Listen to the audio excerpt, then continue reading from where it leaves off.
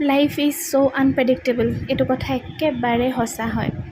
আৰু এইটো ক্লিপ হৈছে বৃহস্পতিবাৰৰ। এয়া ইভিনিং টাইমত আমি অলপ খোজকাঢ়িবলৈ বুলি ওলাবলৈ লৈছোঁ, যিহেতু বহুত বেছি গৰম, ভিতৰত গৰমো লাগিছে, বোলো বাহিৰৰ হাৱাও খাওঁ, লগতে অলপ খোজকঢ়াও হ'ব।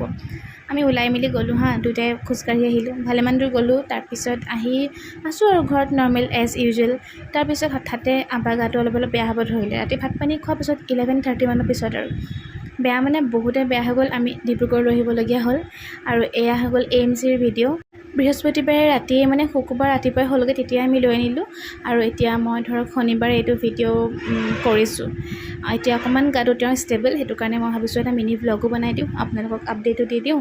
আৰু এয়া চাওকচোন হস্পিটেলত মানুহবোৰৰ অৱস্থা কেনেকৈ যে থাকিবলগীয়া হয় ন। হাজবেণ্ডৰ কাৰণে খানা লৈ আনিছিলোঁ, খাইছে। আৰু এইফালে ইমান বেছি গৰম। তো আজি মিনি ভ্লগটোত ইমানেই আছিলে, মই জাষ্ট এটা আপডেট দিলোঁ। আপোনালোকে দুৱাৰ আশীৰ্বাদ কৰিব, তেওঁলোকে সোনকালে সুস্থ হৈ